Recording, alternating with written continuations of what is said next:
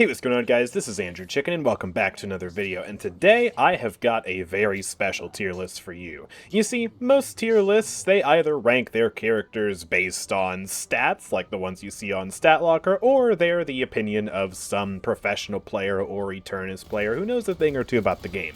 But this tier list, well, it's a little different, because I made this tier list of the meta characters in Deadlock based on, well, my stream chat. That's right, I use the input of the people in my lovely streams to determine the rank of every single hero in Deadlock, which means that this is either going to be the worst tier list of all time, or it's going to be a surprisingly accurate reflection of what the community generally feels about each character, and that really is for you lovely people in the comments to decide.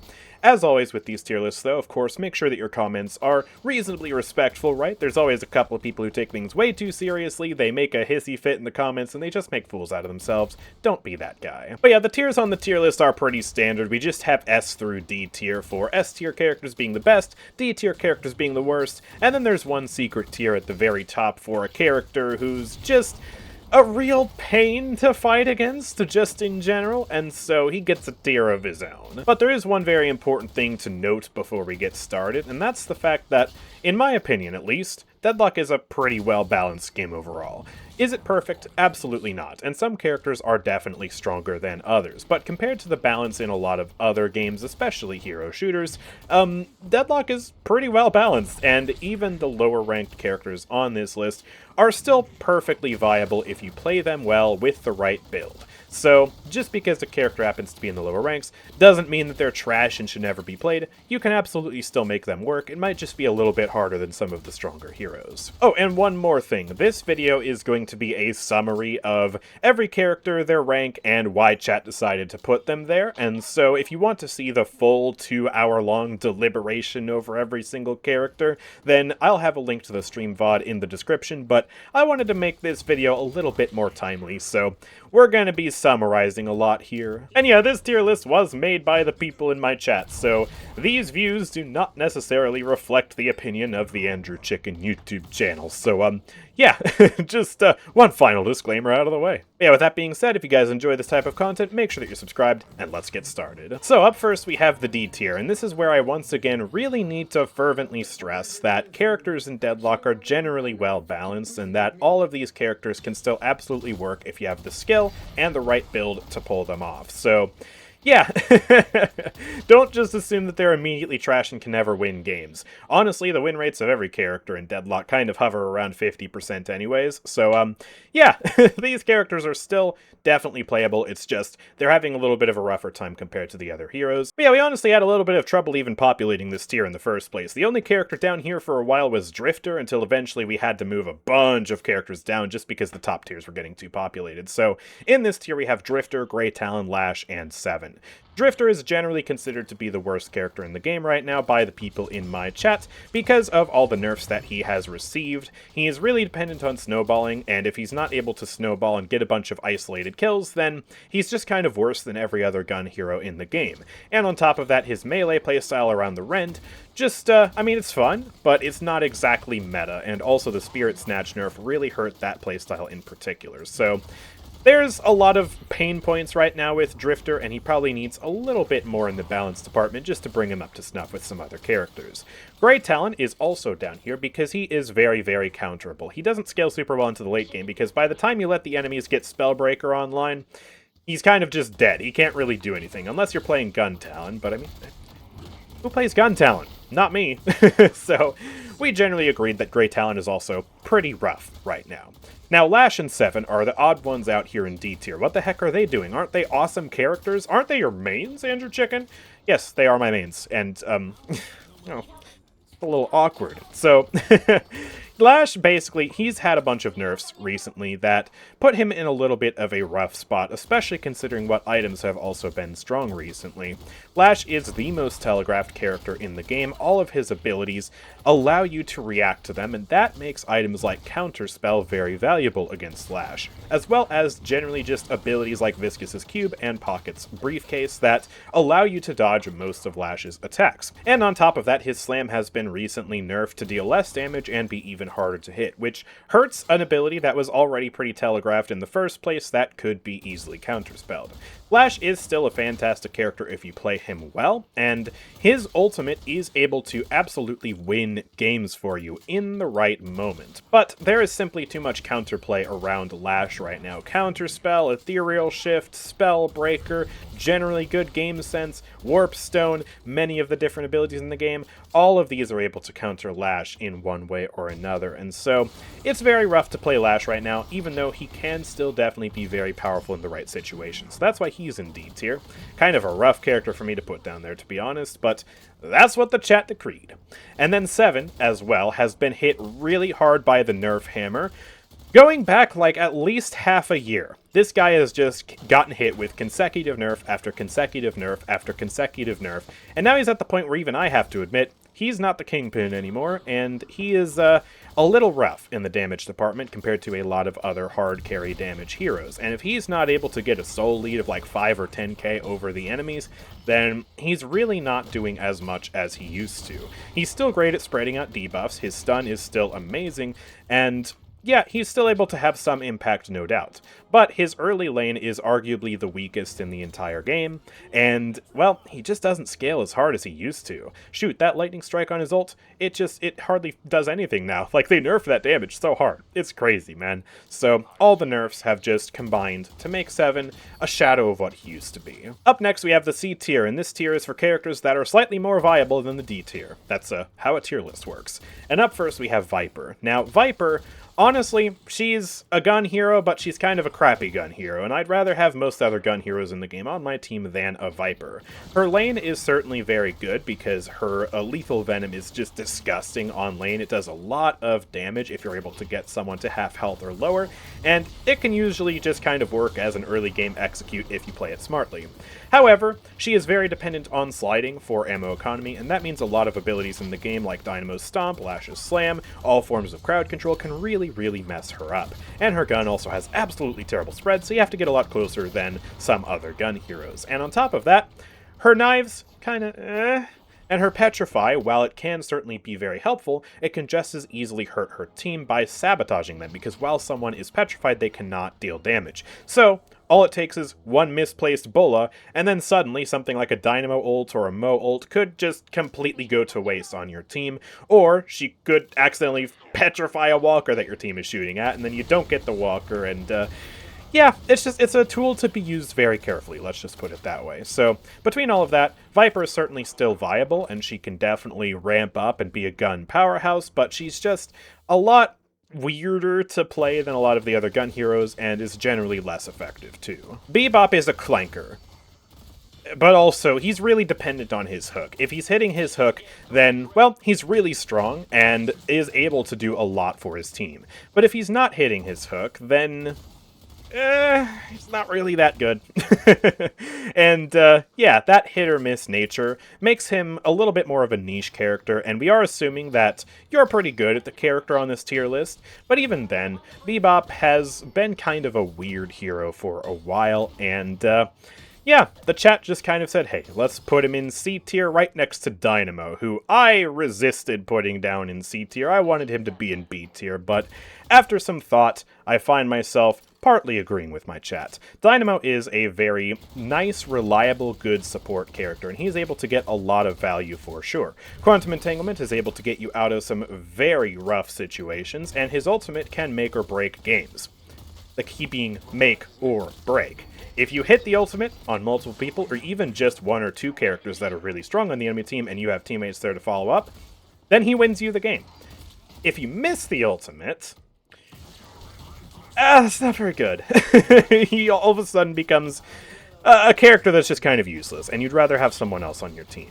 And there are also many ways to counterplay Dynamo's ultimate, having good spacing with your team, being, you know, reasonably spread out, having certain abilities like Knockdown to interrupt Dynamo as he goes in with his ultimate. Stuff like that is great for countering Dynamo, and so it kind of leaves him in a little bit of a rough spot. Still a great character with a lot of skill expression, I would say, but yeah, there are definitely some weak points to the character that kind of make him a little bit lower on the tier list. Warden and Geist are both kind of shadows of their former selves. Both of them have been nerfed quite a bit since their most powerful states a couple months back, and honestly, Geist is in some ways kind of just a worse version of Victor because she doesn't have as much sustain, she doesn't do as much self-damage, thankfully, but she also just doesn't do as much damage, and her ultimate is a lot harder to use and less reliable than Victor's, so she's kind of fallen out of favor thanks to him.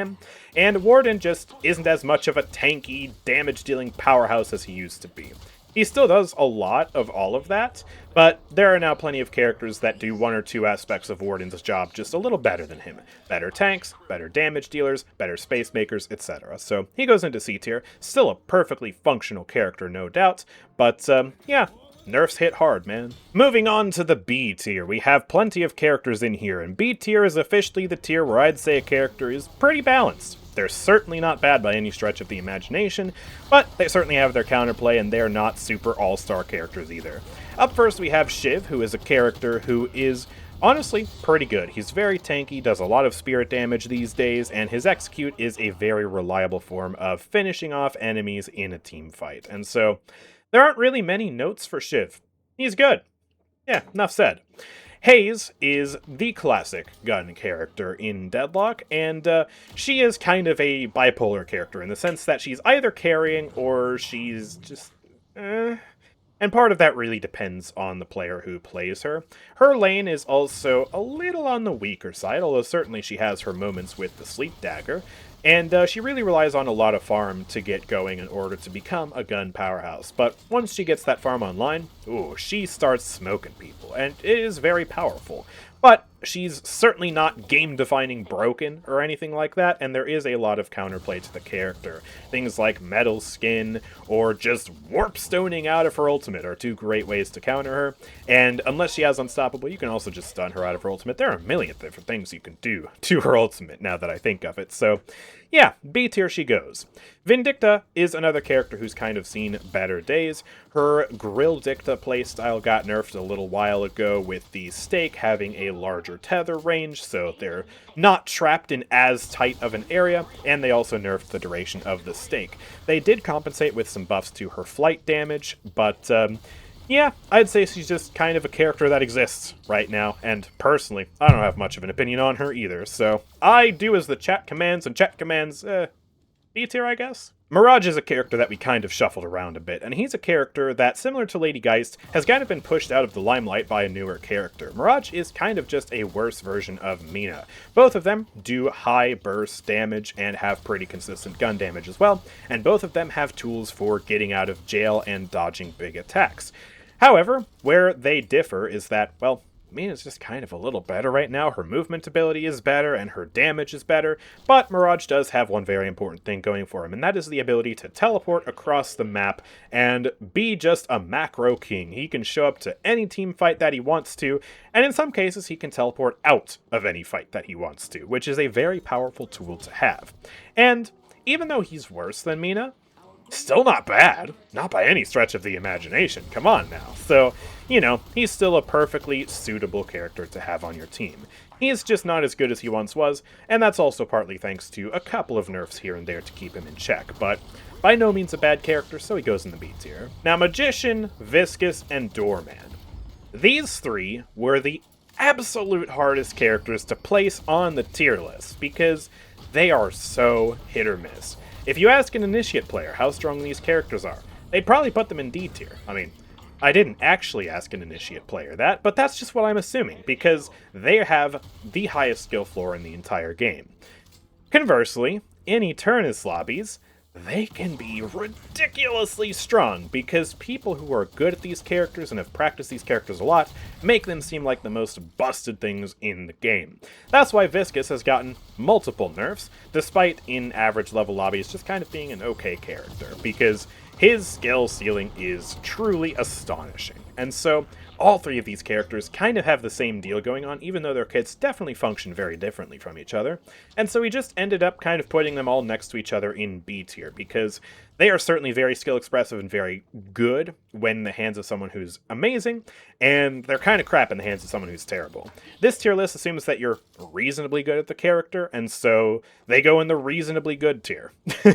And yeah, if you don't like it, well, make your own tier list. Now, McGinnis caps us off here at the very top of B tier. And I am a very biased person. I wanted to put her at the bottom of A tier, and she was at the bottom of A tier right up until the very end of the tier list, when we decided to shift her down to B tier for the aesthetic. And to be honest, she kind of ping-pongs between low A and high B anyways in terms of her strength. She is a very solid, dependable character, and she has a very powerful gun with the McGinnis playstyle right now, as well as two very powerful abilities that make her an exceptional laner, the Healing Spectre and the Wall, which allow her to heal up a ton in lane, and also change the dynamic of the map to potentially trap enemies in or keep enemies out, which is very fantastic. And she is able to bust objectives better than basically any other character in the game, while giving her teammates ridiculous fire rate boosts. And her turret playstyle and ult playstyle, I mean, they're certainly not the meta for the character, but they're not half bad either. They are suitable playstyles, and so she ends up being a character who's very dependable, but not without her counterplay. Anti-heal is very strong, forcing her out of the Medicinal Spectre is very strong, and she also is very diveable without the Healing Spectre because she doesn't have much mobility, and so she really depends on good positioning and good usage of the Wall and the Healing Spectre in order to actually stay alive, and if you're able to mess with those things, then she is definitely a character who has a lot of counterplay. So, very strong, very dependable, but still has some limits, so she rounds off our B tier. Next we have the A tier. This is for the characters that start to get pretty darn good. And a couple of these could maybe even be justified in the S tier, but for the sake of not overcrowding the S tier, we bumped a few of them down. But one character who definitely does not go into the S tier right now is Wraith. She is a very powerful gun hero, and also a very powerful spirit hero. She kind of does a bit of both. If you upgrade the full auto, she does spirit damage on every bullet, she likes buying Tesla bullets, she has a lot of spirit damage with the cards, and her ultimate is amazing for interrupting a bunch of abilities and basically guaranteeing the win in most 1v1s. And so that makes her a very powerful character. Like McGinnis, she is able to shred objectives, but unlike McGinnis, she has a lot of mobility. She's able to teleport away from a lot of situations, and while it does have a cast time to it that can be interrupted, it's still overall a pretty solid movement tool for either chasing targets or getting out of a sticky situation. And so she just does a lot of damage. She's pretty good at farming up and getting to her power spikes. Her laning stage is, once again, kind of on the weaker side, but she has her moments. Her cards, when charged up and just dumped out all at the same time, can do a lot of burst, and her ultimate is very good, just pretty much at all stages of the game, because it kind of acts like a no you button, right? You want to dive me? You want to use your ult on me? No. How about I just press my ultimate, ooh, up in the air you go, slam, and shoot, shoot, shoot, and you're dead. So she definitely has a lot of strengths to her, but she just doesn't quite have the gusto to be an S-tier character right now. There are some superstars up there that she still doesn't really quite reach the heights of. We've got Ivy up here in the A tier as well. She was maybe the most powerful gun hero in the game for a time, but she got pretty hard nerfed in the gun department, and while she is still a pretty solid gun character, she also has a lot of very powerful innate supportive tools and spirit tools that make her generally just really good. And yeah, she doesn't even need a whole lot of souls for some of these to still be just fantastic across the board. First of all, Stone Form, very good ability. It just gives her damage immunity, crowd control immunity, all of that. It's like a free ethereal shift with a stun at the end, which also makes it phenomenal for interrupting many of the different abilities in the game. It's a very good counterplay tool, and it doesn't even need any souls to get value. Also, her ultimate is very good for macro level play, just transporting her and possibly also an ally across the map to deal with an issue, split push, or get away after a split push. It really has a lot of options, and once again, doesn't even require that much to get going.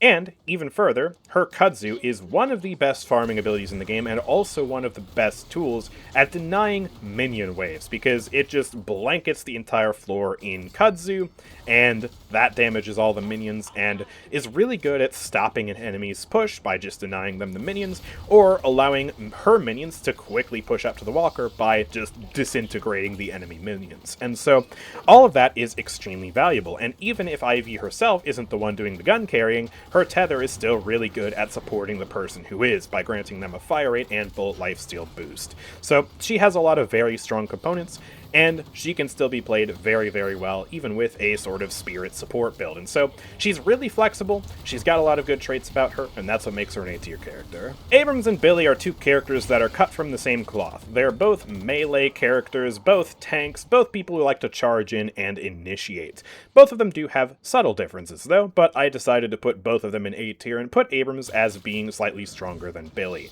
And that's because, well, the biggest difference between Billy and Abrams is that Abrams has a guaranteed stun. This stun allows him to guarantee a heavy melee, whereas Billy can't necessarily guarantee a heavy melee. And so it's a bit riskier to melee with Billy. You're more likely to get parried with Billy than you are Abrams if you are playing smartly and using Abrams' stun to get your melees off. But yeah, both of them are very powerful characters, don't get it twisted, and both of them are great at both tanking it up and also dishing out a bruising. They do so much damage, they're great at initiating, and yeah, Abrams' stun is also phenomenal at interrupting a lot of enemies, and when paired with a Phantom Strike, oh, he's strong. It's terrifying, so easy A-tier characters. Moe and Krill is a very valuable character to have on your team because with very few souls, he's able to do quite a lot, and he's also a lane bully. He is able to get a metric crap ton of healing on lane with his Scorn, which, with just a couple of items, right, Quicksilver Reload and Mystic Burst, he is able to hit, shoot, I've had upwards of 400 healing from one Scorn just on the lane, which is ludicrous how good that is. And his Burrow is also basically a get out of jail free card, especially versus any gun build in the game, because he gets so much damage reduction, so much move speed, and he's able to do anything. Go in, go out, doesn't matter, Burrow's got you covered. But obviously the most important thing about Moe and Krill is his ultimate. He's able to lock down an enemy hero for multiple seconds. When paired with a Warp Stone or a Phantom Strike, he is able to all but guarantee it. And as long as his team is paying attention and the Moe and Krill communicates, yeah, that character's dead, which makes him so good at shutting down anybody, including the enemy team's carry. Very, very powerful tool to have, and his kit is consistent enough and powerful enough, and he is also ridiculously tanky enough to just have all of his bases covered and be a very strong character no matter what. And he's also a very easy character too, so there's that. Pocket, Infernus, and Victor are the three characters who maybe could be considered S-tier characters. Let's start with Pocket. Pocket has incredible Spirit Burst damage, and they also have incredible movement and survivability, as well as an ultimate that can potentially force multiple enemies to back out of a fight, because, well, they're afflicted and they're taking hundreds of spirit damage over time. So, yeah. Pocket really just has a lot of great things that make them super strong. A damage amp, an ability to hide and block all incoming attacks, an ability to teleport to a different part of the map. They synergize very well with Majestic Leap, allowing them to move across the map at alarming speeds. And yeah, they're just a really good character. Difficult to play for sure, very high skill ceiling for sure, and they get rewarded with a ton of power. Infernus is arguably the best backliner DPS type character in the game, and there's multiple ways to play him. You can build around the gun and the afterburn, doing ridiculous amounts of DOT to the enemies, or you can build around the flame dash, putting a damage over time pool on the ground that does a ridiculous amount of damage. Regardless of what playstyle you play, you're going to be inflicting a ton of debuffs on the enemies, including a very massive damage amp from your Napalm, and he also has a very powerful stun for initiating, but also for countering a lot of abilities, because there's no way to stop the stun apart from killing Infernus. Doesn't matter if you stun him, curse him, or anything. He is going to get that stun off, and it is very good counterplay to a lot of aggressive dives or ultimates. So he's really got a lot of great tools at his disposal, and could definitely be considered S tier. And then there's Victor. Oh god. The most annoying character to fight in the entire game, if you ask me, because you kill him, and then he just comes back. And if he's got a rejuve, then you kill him again, just comes back again. It's very disheartening to fight him, and for that reason alone, he's easily at least A tier.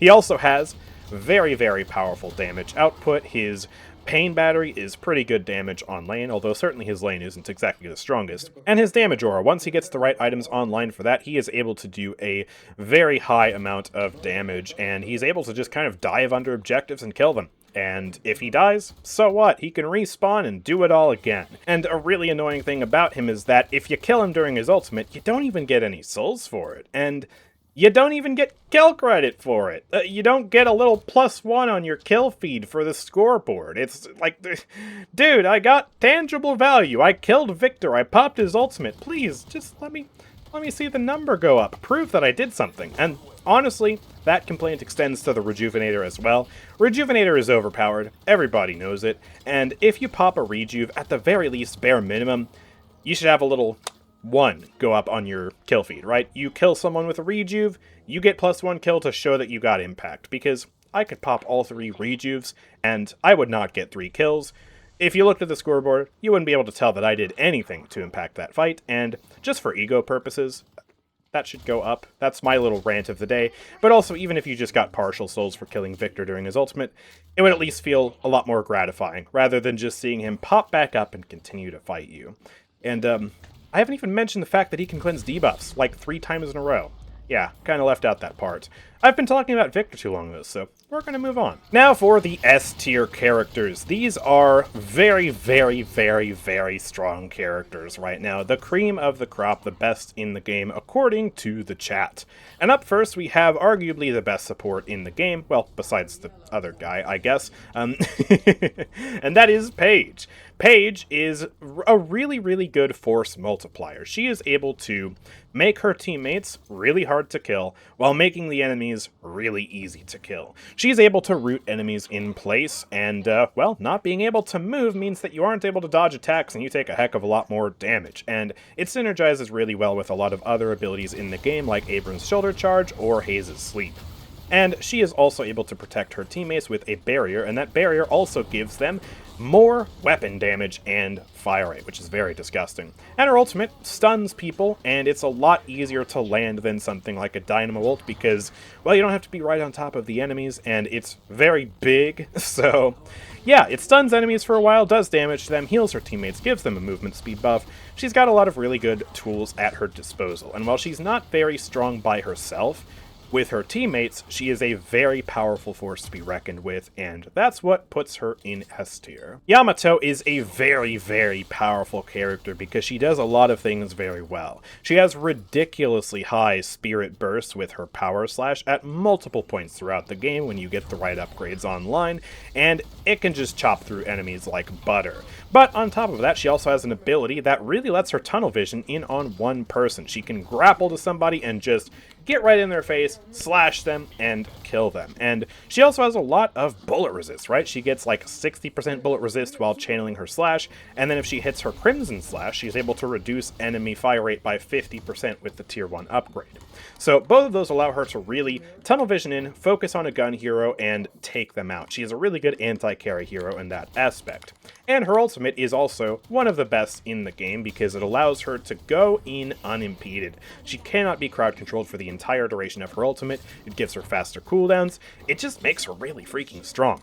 And this ultimate is also great for either denying or securing the Rejuvenator. She can go in and steal the Rejuvenator from people, or she can secure it for her team, which is ludicrously powerful. One of the only characters in the game who can do it super well. So Yamato just has a lot of great things. She's very tanky, very good at dealing with gun heroes, tons of spirit bursts, great ultimate, just all around a phenomenal character. Calico has the right combination of tons of burst, and I mean just a ludicrous amount of burst.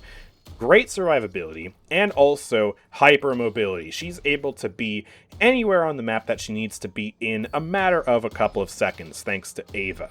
And so that combination makes her a ludicrous character right now. She has a lot of great power spikes that can be achieved pretty early on, stuff like Torment Pulse, Spirit Snatch, stuff like that, and she is able to burst enemies down in a flash as long as she's able to hit her combos. And while she's not exactly a super easy character to play, when executed properly, it's disgusting how quickly she can kill people and then get away with the deed because her ultimate makes her immortal and Ava is extremely fast, nimble, and hard to hit. So she is a very powerful character right now. Similar to Abrams and Billy, Holiday and Paradox are cut from the same cloth. They are two very similar styles of characters because they both have pick ultimates, that is, ultimates that allow you to just rope in an enemy to kill them.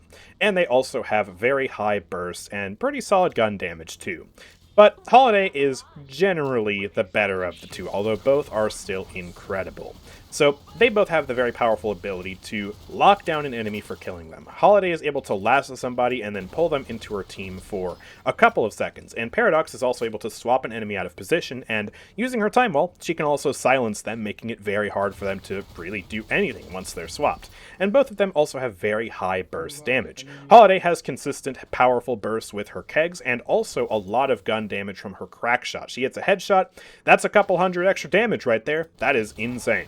And Paradox also has her kinetic carbine, which does high spirit damage, but to get that spirit damage, you have to build for gun items, and that means that she has a good combination of both high gun damage and high spirit damage. And so both of these characters just do a lot of things right. They do a lot of damage, they have a lot of burst, and they also are able to get picks for their team and kind of get the ball rolling to inevitably snowball into a victory. And so that's what makes them so incredibly strong. And finally, at the top of S tier, we have Mina, who is a very, very powerful character right now because she does an overwhelming amount of damage. She has super high spirit burst damage with her love bites and her rake, and she also has pretty good survivability too. Even though she's the squishiest character in the game, she has great healing in the form of her rake, which really helps her sustain on the lane and also helps her farm through all stages of the game. But she also has honestly probably the best movement ability in the game, at least in terms of how much it's able to maneuver her around the map while also making her immortal.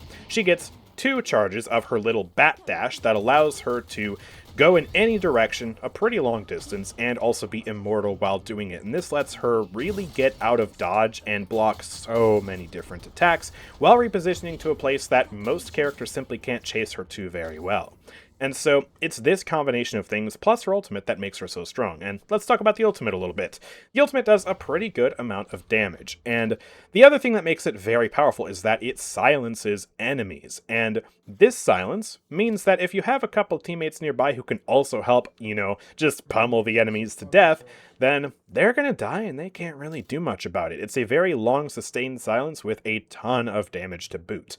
And while it's not shredding objectives in 2 seconds flat like it used to, it still has a ton of utility because of this silence. And so it's the combination of all these things that makes Mina an absolute powerhouse right now. And while she certainly takes some skill to use, she is, she's just disgusting right now, man. But there's one character so overwhelmingly obnoxious that when we got to this character in the tier list, chat, I could hear them groaning. It was, ooh, it was a sight to behold, the visceral reaction they had to this character. So who am I talking about? Well, of course, I am talking about the one, the only, Kelvin. Now, what makes Kelvin so good? If you're coming at it from a lower rank, you might not necessarily realize why he's so good at first. Kelvin has the right combination of so many different powerful attributes. First of all, Kelvin is arguably the best laner in the game. Certainly, he is one of the best laners in the game. And that's because he has a very high spirit damage, very good mobility, and debuffs available to him right from the get-go. His Arctic Beam is able to put hundreds of damage into a target, and the tier 2 upgrade that gives it more DPS is really easy to achieve on lane. So you just upgrade to that, and you run at people with your Ice Path, you're pretty hard to hit, you have a good angle on people, and you're just melting them with a ton of damage, while also slowing the enemies down, making it easier for your lane partner to also unload damage into them. And that's not even mentioning the fact that he's got a grenade that can hit people behind cover, and it does a surprisingly high amount of burst damage, especially if you also get a couple upgrades into that. And speaking of upgrades, when you get 2 upgrades into the grenade, you're able to heal yourself and your lane partner. And so, not only does he have crazy damage, good mobility, but he also has great sustain, making him an insane laner. And that's before we even get to his ultimate. And his ultimate is the next thing that makes him absolutely bananas levels of broken. Kelvin is the only character in the game, besides, I guess, technically Viper, but even then she doesn't do it very well. He is the only character in the game to be able to freeze objectives, and that includes the Rejuvenator and the Spiritor, both of which Viper cannot freeze.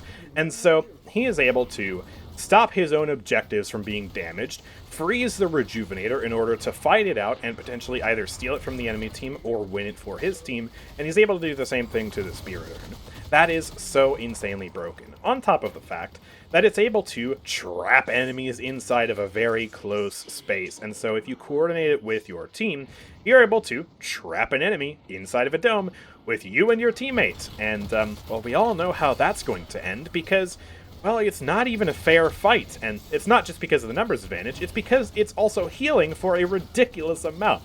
Kelvin's Dome is the best healing ability in the game on lane because it's able to do hundreds and hundreds of healing without any upgrades whatsoever. And as you scale into the game, the healing tapers off a little bit unless you continue to upgrade it, but even then, it still provides a very high regen rate to anyone who's inside of it. And yeah, it just does so much. While not even being on a cooldown as long as Dynamo's. It only recently got a cooldown nerf, and even then, Dynamo wishes his ultimate had as low of a cooldown as Kelvin's, and you can get a tier 2 upgrade on Kelvin's ult that gives it 45 seconds of cooldown reduction. So, yeah, it's just insane how good that is. And we can keep going with many other reasons why Kelvin is so strong, but basically the long and short of it is, he is the strongest laner in the game, arguably, which means that he is able to win his lane better than basically any other character in the game, and then snowball from there. Pun intended. And he's then able to transition into a very powerful support that still does pretty good spirit damage, while also freezing objectives for his team when they need it, cutting off enemies, or blocking enemies' attacks, for example, just casually doming a Lash ult, and yeah, he's able to have so much impact on the game. Even if he's not getting the top kills in the lobby, he's not the hyper carry, he's still providing so much value, and a team that knows how to use him is very powerful indeed. And so, chat has decreed Kelvin is the strongest character in the game and a nuisance who they absolutely hate to play against. And I, for one, well, I think they might have a point. But yeah, that's going to do it for today's video. So let me know what you think about the tier list in the comment section down below. And if you enjoyed this video, of course, make sure to drop a like and subscribe so you don't miss out on any future videos from me.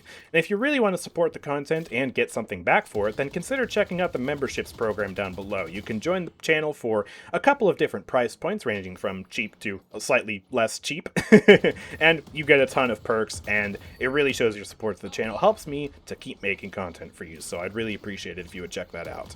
With all that being said, thank you guys for watching. I will see you all next time. Peace out.